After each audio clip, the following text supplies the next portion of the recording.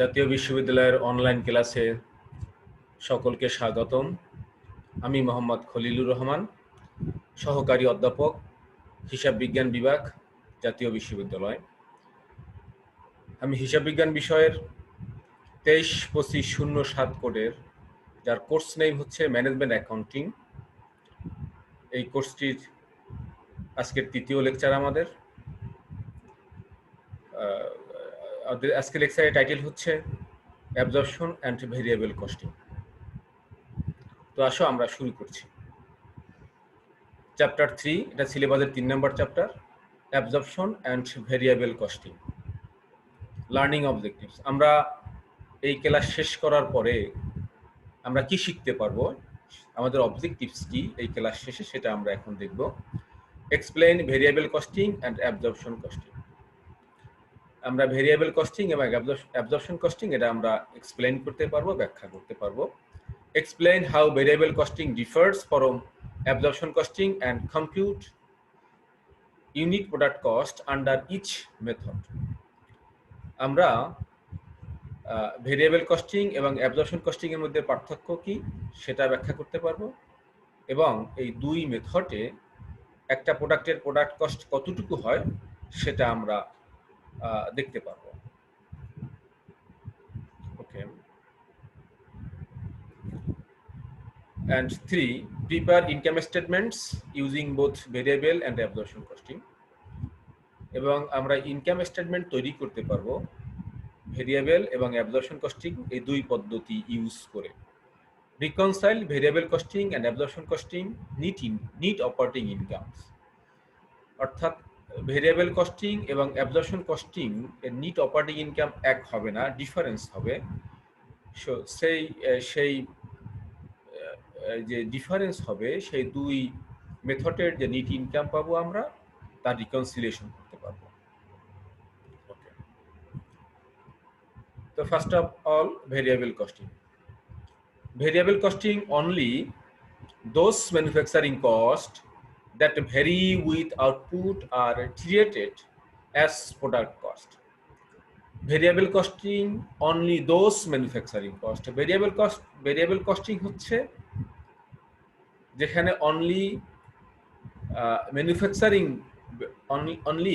Variable manufacturing cost গুলো treat করা হয় অ্যাজ এ প্রোডাক্ট কস্ট হিসাবে। Only those manufacturing cost that very with output R treated as product cost. অর্থাৎ যে উৎপাদন খরচটা উৎপাদনের পরিমাণের সাথে ভেরি করবে, তাকেই শুধু প্রোডাক্ট কস্ট হিসাবে আমরা কাউন্ট করব। সেই পদ্ধতিটাই হচ্ছে variable costing. So this would usually include direct materials, direct labor, and variable portion of manufacturing overhead. This would usually include direct materials, direct labor, and variable portion of manufacturing overhead. অর্থাৎ এই পদ্ধতিতে আমরা direct materials, direct labour এবং variable portion of manufacturing overhead, অর্থাৎ manufacturing ওভারহেডের যে variable পোরশনটা থাকে, শুধুমাত্র পরিবর্তনশীল খরচের যে অংশটা থাকে, সেটা আমরা ইনক্লুড করব as a calculate product cost. Variable costing is sometimes referred to as direct costing or marginal costing. Variable কস্টিংকে আমরা কখনো কখনো ডাইরেক্ট কস্টিংও বলি অথবা মার্জিনাল কস্টিংও বলি। Then absorption costing. Absorption costing treats all manufacturing cost as product cost, regardless of whether they are variable or fixed. Absorption costing সকল উৎপাদন খরচ কি প্রোডাক্ট কস্ট হিসাবে ট্রিট করে, এটা ভেরিয়েবল হোক অথবা ফিক্সড হোক। The cost of a unit of product under the absorption costing method consists of direct materials, direct labor, and both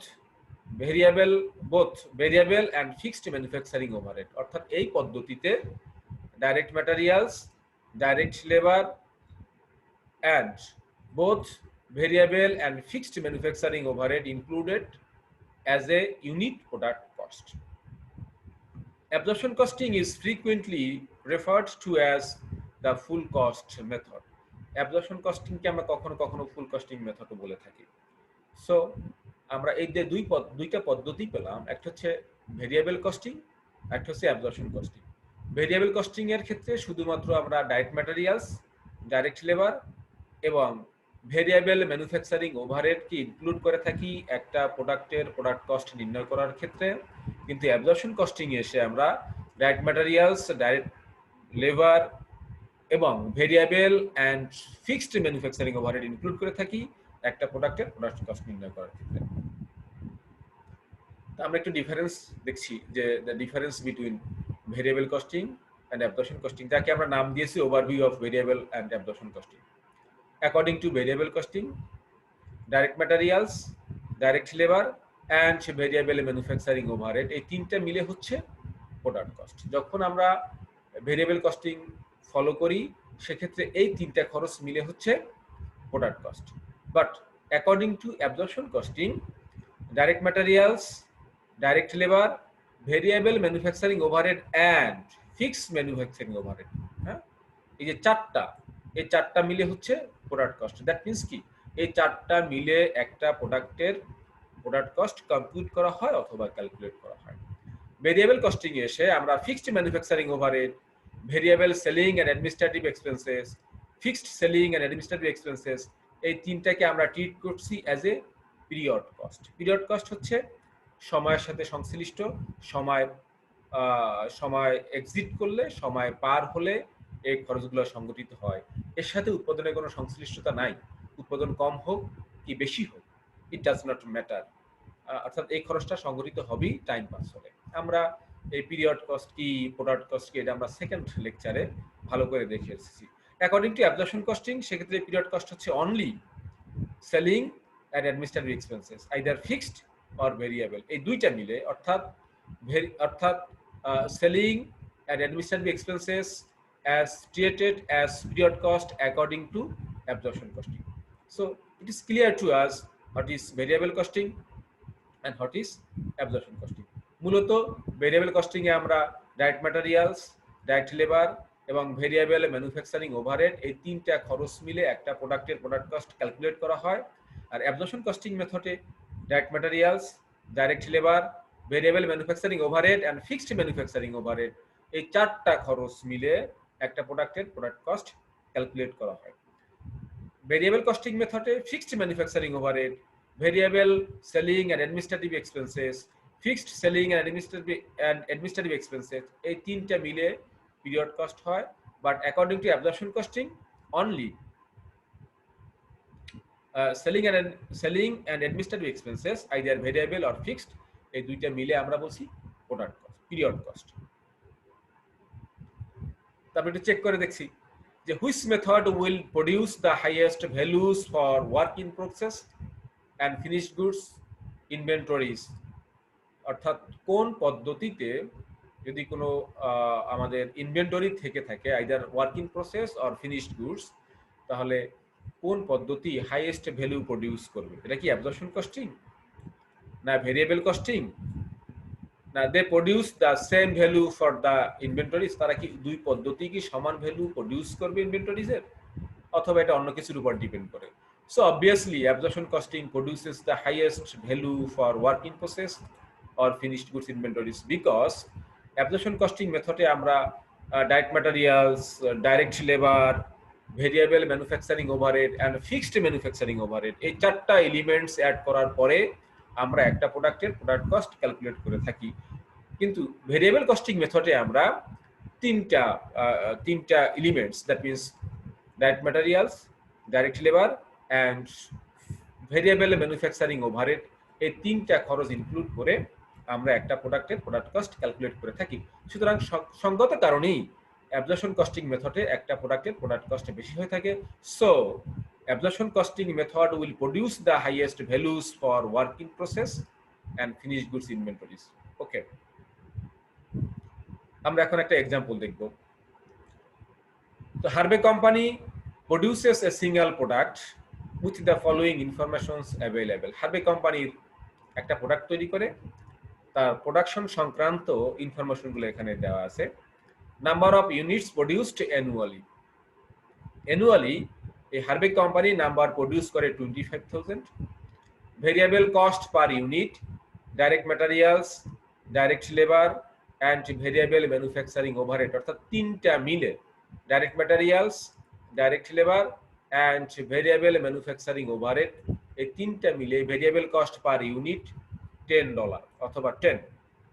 এখানে আমরা ইন্ডিভিজুয়ালি বলতে পারতাম ডাইরেক্ট ম্যাটেরিয়াল 4 টাকা, ডাইরেক্ট লেবার 4 টাকা অ্যান্ড ভেরিয়েবল ম্যানুফ্যাকচারিং ওভারহেড 2 টাকা, আমরা আলাদাও করে বলা যেত। সো সেম জিনিস আলাদা করে বললেও আমরা একত্রে যোগ করে এখানে নিয়ে আসতাম বা একত্রে আমরা ট্রিট করতাম as a variable cost per unit. So variable cost per unit 10 and selling and administrative expenses per unit হচ্ছে 3 টাকা বা $3 যাই বলি না কেন আমরা, এটা ভেরিয়েবল কস্ট পার ইউনিট আমরা এখানে পেলাম। অ্যান্ড ফিক্সড কস্ট পার ইয়ার, এই হারবে কোম্পানির ফিক্সড কস্ট পার ইয়ার হচ্ছে manufacturing overhead 1,50,000 and selling and administrative expenses 1 lakh, অর্থাৎ ফিক্সড কস্ট পার ইয়ারে হচ্ছে তার manufacturing overhead 1,50,000 and selling and administrative expenses 1 lakh. So according to the information we are going to compute the product cost as follows. Okay, so according to absorption costing, product cost per unit, direct materials, direct labor and variable manufacturing overhead 10, আমরা previously দেখে আসছি যে 10 টাকা।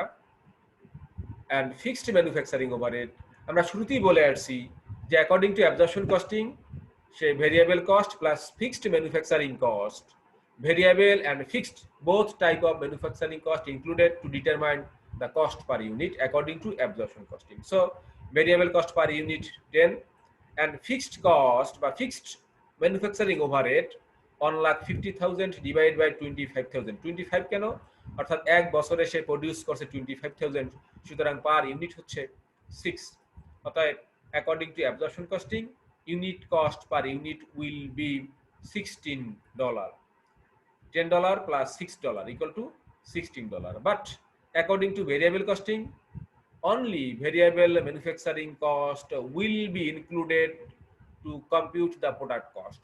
So direct materials, direct labor and variable manufacturing overhead per unit 10. So according to variable costing unit product cost is only $10. Am I clear? এখানে একটু details বলা আছে যে why, কেন $10, কেন $16। Under absorption costing all production cost variable and fixed are included when determining unit product cost, আমরা এই কথাগুলো শুরু থেকেই বলে আসতেছি একই কথা। Under variable costing only the variable production costs are included in product cost. According to variable costing শুধুমাত্র variable production cost are included in product cost. So income statement of absorption costing and variable costing, আমরা দুই পদ্ধতিতে income statement দেখব।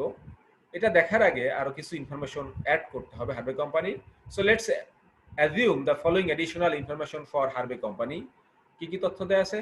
20,000 units were sold during the year at a price of 30s. এই বছরে সে বিক্রি করছে 20,000 units, produce করছিল 25,000 but বিক্রি করছে 20,000। There is no beginning inventory, এদের কোনো বিগিনিং ইনভেন্টরি নাই। বিগিনিং ইনভেন্টরি নাই, that's fine, but closing inventory কিন্তু আছে। কিভাবে আছে? They produces 25,000 but sells only 20,000, so 5,000 is ending inventory at the end of this period. এখানে এই তথ্যগুলো এডিশনাল, আমাদের আরো কিছু ইনফরমেশন কিন্তু শুরুতে দেওয়া ছিল হারবে কোম্পানির। সেখানে আমরা দেখেছিলাম কি variable manufacturing cost, that means direct materials, direct labor and variable manufacturing overhead 10 টাকা ছিল বা $10 ছিল আমাদের। and fixed cost per dollar, fixed cost per unit, fixed manufacturing cost per unit 6 and they produces 25,000. Okay, and variable selling and administrative expenses per unit 3 and annual fixed manufacturing cost 1,50,000 and annual fixed selling and administrative expenses 1 lakh। এটা আমাদের previous দেয়া ছিল। So এগুলো আগের information plus হচ্ছে এই information, এই দুই ইনফরমেশন মিলে আমরা এখন ইনকাম স্টেটমেন্ট তৈরি করব according to absorption costing and variable costing. Okay, let's see. Variable costing income statement, এটাকে আমরা কন্ট্রিবিউশন ফরম্যাটও বলতে পারি। এন্ড কন্ট্রিবিউশন কি সেটা আমরা পরবর্তী লেকচারে, দ্যাট মিনস লেকচার 4-এ আমরা ভালো করে জানবো যে কন্ট্রিবিউশন মার্জিন কি। এটা একটা আমাদের চ্যাপ্টারই রয়েছে, যাকে আমরা সিভিপি বলে থাকি, সেটা আমরা পরে দেখবো। এখন শুধু একটু অঙ্কটা দেখছি আমরা কি আছে এখানে। ওকে, তো sales 20,000 units into 30 per unit, so sales 6 lakh. Variable less variable expenses, আমরা সেলস থেকে মাইনাস করব ভেরিয়েবল এক্সপেন্সেস গুলো।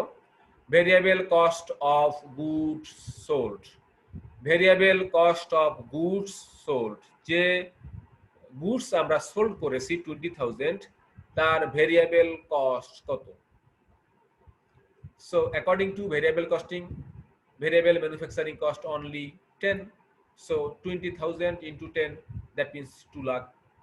And variable selling and administrative expenses per unit 3, so 20,000 into 3, that means 60,000. এখন এই দুইটা মিলে হচ্ছে 2,60,000। এই sales minus total variable expenses 2,60,000।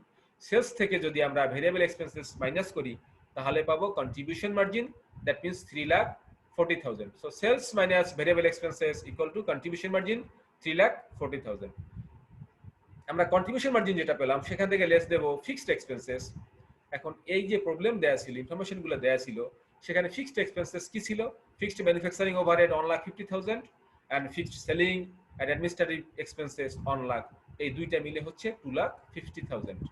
এখন contribution margin 3,40,000 minus fixed expenses 2,50,000, so net operating income 90,000. According to variable costing, net operating income is 90,000.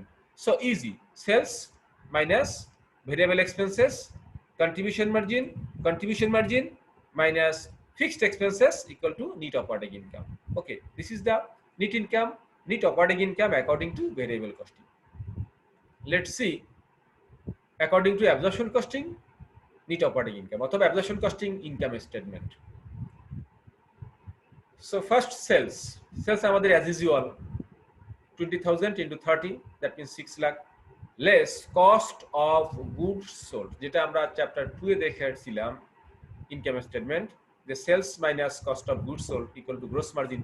এখানে এরকমই sales 6 lakh less cost of goods sold 20,000 minus 6 into 16, কেন 16? Unit product cost according to absorption costing, unit product cost is 16, so 20,000 into 16, that means 3,20,000. এখন sales minus cost of goods sold 6 lakh minus 3,20,000, so gross margin 2,80,000. Sales minus cost of goods sold equal to gross margin.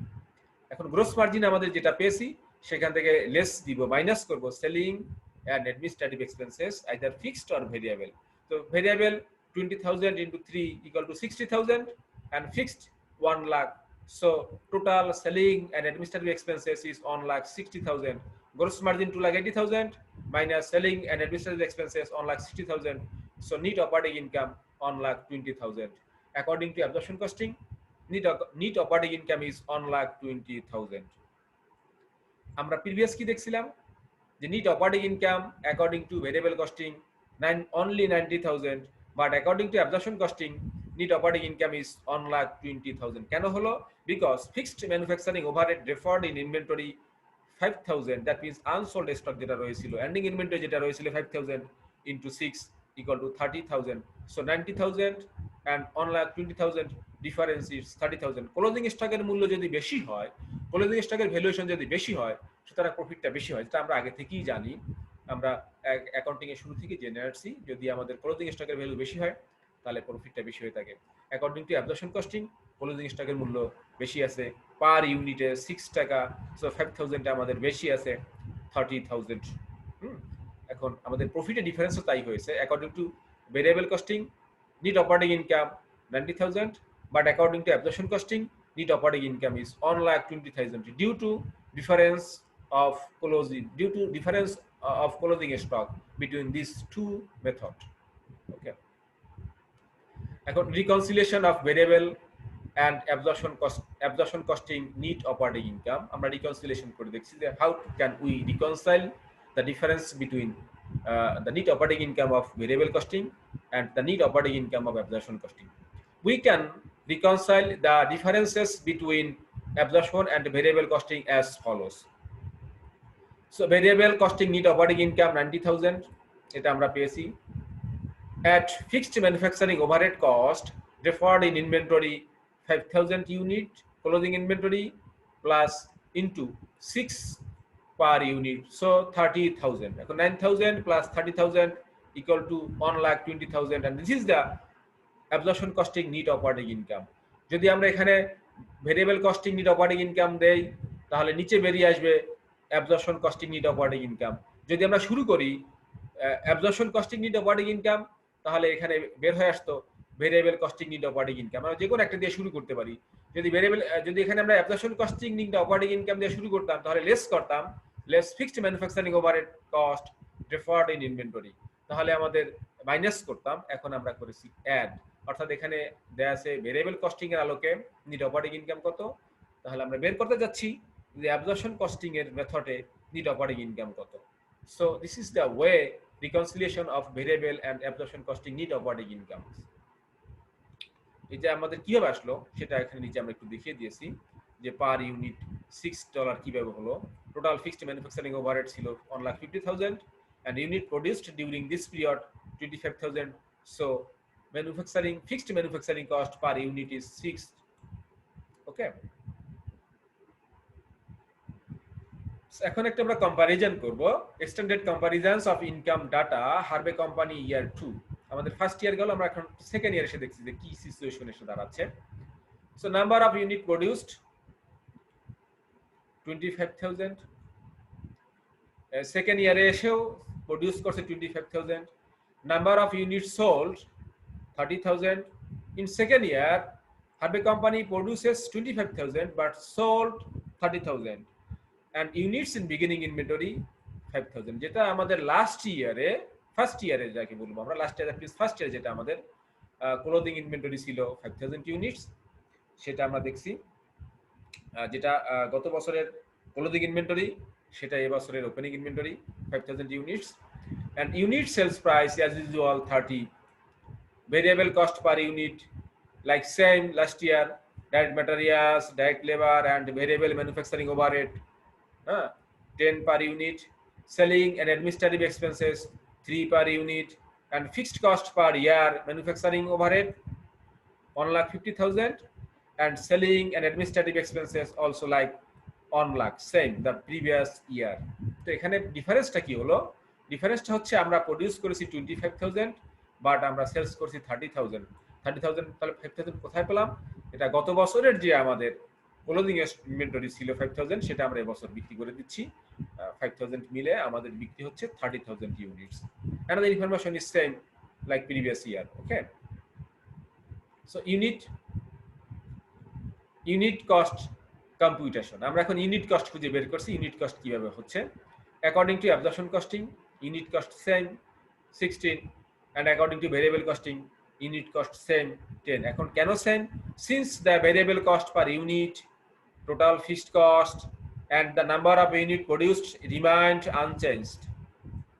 এখানে variable cost per unit যা ছিল তাই আছে, total fixed cost যা ছিল তাই আছে এখানে, and number of unit produced remained unchanged, এবং যতগুলো আমরা ইউনিট প্রডিউস করছি সেটাও আনচেঞ্জড। কারণ গত বছর আমাদের প্রডিউস ছিল 25,000 ইউনিটস, এবছর আমরা প্রডিউস করছি 25,000 units. So unit cost computations also remain unchanged, যার জন্য আমাদের ইউনিট কস্টও দুই ক্ষেত্রেই সমান রয়ে গেছে, একই রয়ে গেছে, আনচেঞ্জড রয়ে গেছে। যদি আমাদের এখানে প্রোডাকশনের পরিমাণ চেঞ্জ হতো তাহলে আমাদের অ্যাবজর্পশন কস্টিং এর আলোকে আমাদের পার ইউনিট প্রোডাক্ট কস্ট কমে যেত বা বেড়ে যেত চেঞ্জ হলে। যদি ফিক্সড কস্ট পরিবর্তন হতো তাহলেও এখানে চেঞ্জ হতো, যদি ভেরিয়েবল কস্ট পরিবর্তন হতো তাহলে এখানেও চেঞ্জ হতো এবং এখানেও চেঞ্জ হতো। যেহেতু আমাদের আগের বছরের ইনফরমেশনে কোনো পরিবর্তন হয় না, variable cost same, fixed cost same, number of units produce same, so production cost also same according to absorption costing, and according to variable costing. Okay, then variable costing income statement, যাকে আমরা contribution format বলে থাকি, যেটা আমরা previous first ইয়ারে দেখে আসছি, like same আমরা এখানেও দেখবো, একটু দেখি। সেলস 30,000 ইউনিটস ইনটু 30 অর্থাৎ 9 lakh, less variable expenses, variable cost of goods sold 30,000 into 10 according to variable manufacturing, according to variable costing only variable manufacturing costs are included as a product cost. So 10, that means 30,000 into 10 equal to 3 lakh, and variable selling and administrative expenses 30,000 into 3, that means 90. So total variable cost or variable expenses 3,90,000. Account sales minus total variable expenses 9 lakh minus 3,90,000. So contribution margin 5,10,000. 9 lakh minus 3,90,000 equal to contribution margin 5,10,000. Less fixed expenses, fixed manufacturing overhead 1,50,000 and fixed selling and administrative expenses 1 lakh, so 2,50,000.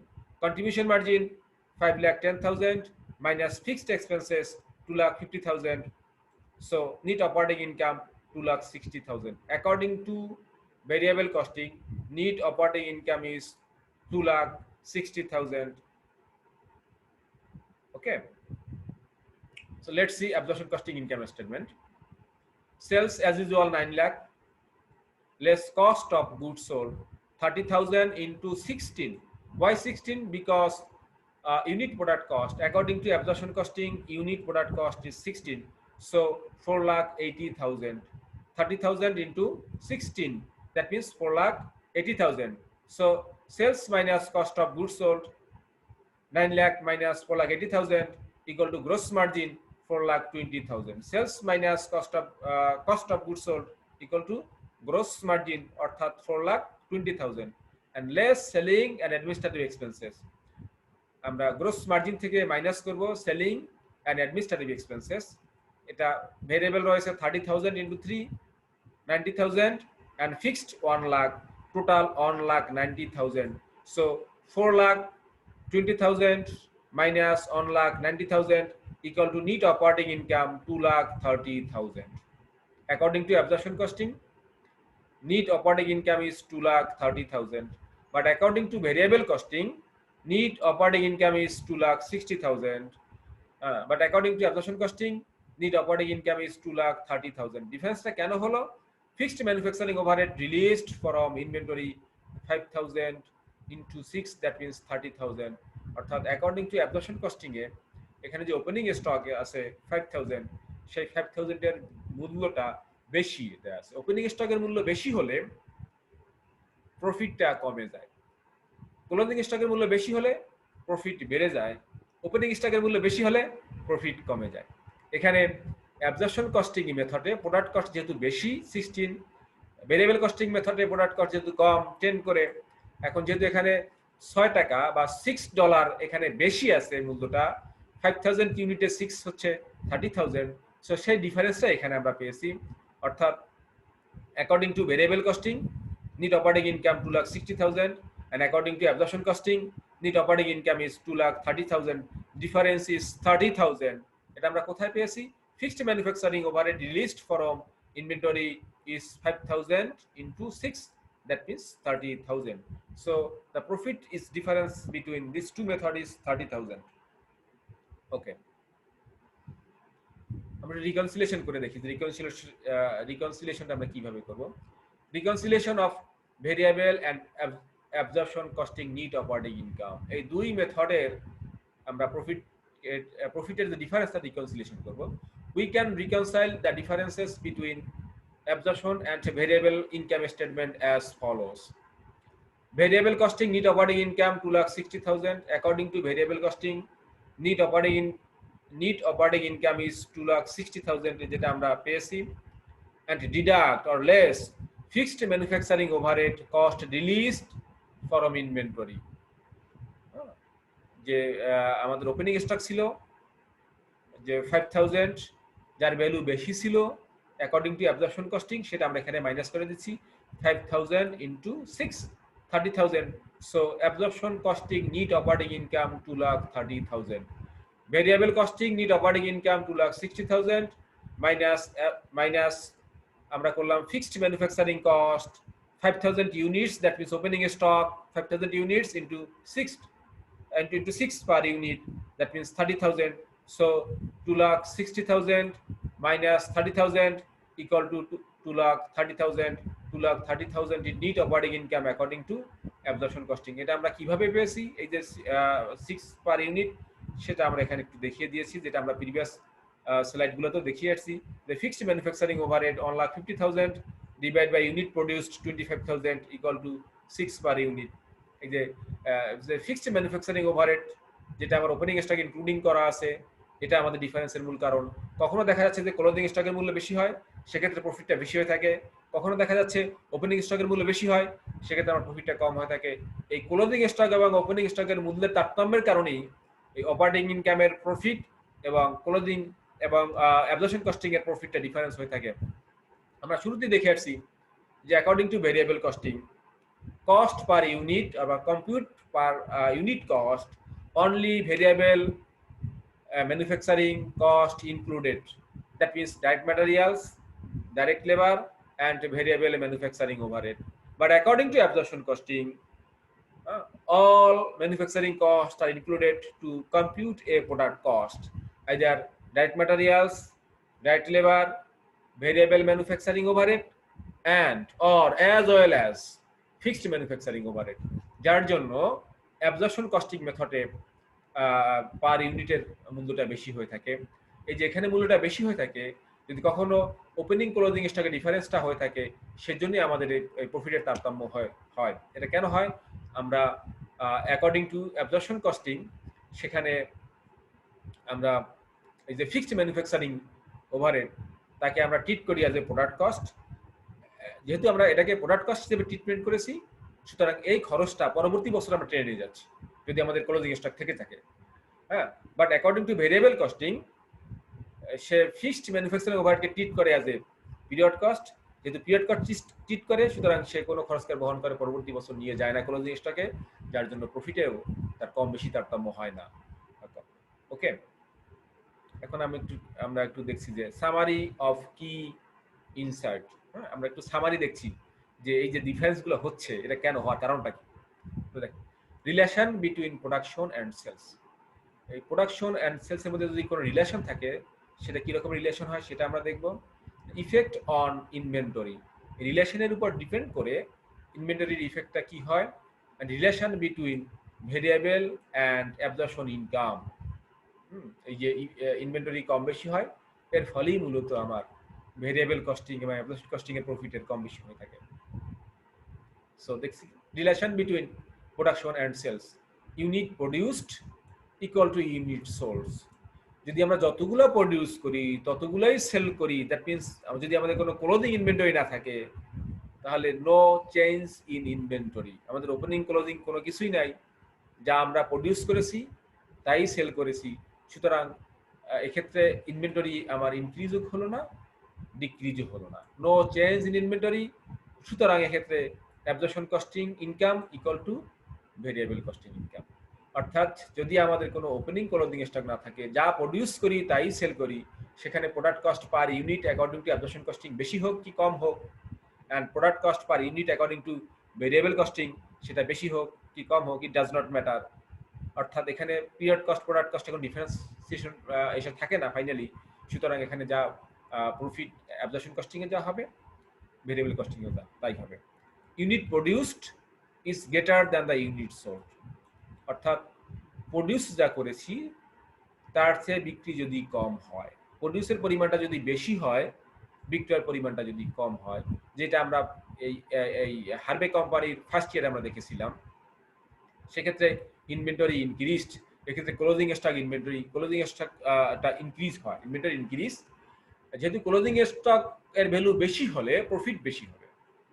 তো absorption costing মেথডে closing স্টকের মূল্য বেশি হয়, absorption costing মেথডে প্রফিটের পরিমাণও বেশি হয়। সুতরাং absorption costing income is greater than the variable costing. এক্ষেত্রে অ্যাবজর্পশন কস্টিং মেথডের প্রফিটটা বেশি হবে ভেরিয়েবল কস্টিং মেথডের চেয়ে। Unit produced is less than the unit sold. যেটা হার্ভে কোম্পানির আমরা সেকেন্ড ইয়ারে দেখেছি, সে প্রডিউস করছিল 30,000 কিন্তু সেলস প্রডিউস করছিল 25,000 কিন্তু সেলস করছে 30,000। অর্থাৎ unit produce is less than the unit sold. আমরা প্রডিউসের চেয়ে বিক্রয় পরিমাণটা বেশি হবে, সেক্ষেত্রে ইনভেন্টরি ডিক্রিজ। দ্যাট মিনস কি আমাদের ক্লোজিং স্টকটা কমে যাচ্ছে, ওপেনিং স্টক থাকছে, সেক্ষেত্রে ইনভেন্টরি ডিক্রিজ হচ্ছে। এক্ষেত্রে অ্যাবজর্পশন কস্টিং এর প্রফিটটা will be less than the variable costing. অর্থাৎ variable costing profit will be greater than the absorption costing. এই হচ্ছে আমাদের রিলেশন প্রোডাকশন সেলসের সাথে, এবং প্রোডাকশন সেলসের সাথে রিলেশনটা হয় তার উপরে বেসিস করে আমাদের ইনভেন্টরির উপর এফেক্ট হয়, তার উপর বেসিস করে আমাদের ভেরিয়েবল কস্টিং এবং production cost and absorption costing এর প্রফিটের তারতম্য হয়। ওকে, এই ছিল আমাদের ওভারঅল আজকের লেকচার। তো যদি আমরা প্রায় শেষের দিকে চলে এসেছি, যদি আমরা এখন দেখতে চাই অ্যাট এ গ্লান্সে, তাহলে আমরা আজকে কি আলোচনা করেছিলাম একটু দেখি। আমরা প্রথমে দেখেছিলাম যে what is variable costing and what is absorption costing. তো ভেরিয়েবল কস্টিং কি ছিল? ভেরিয়েবল কস্টিং ছিল only variable manufacturing cost are included to compute a unit product cost according to variable costing. আমরা একটু যাচ্ছি দেখি।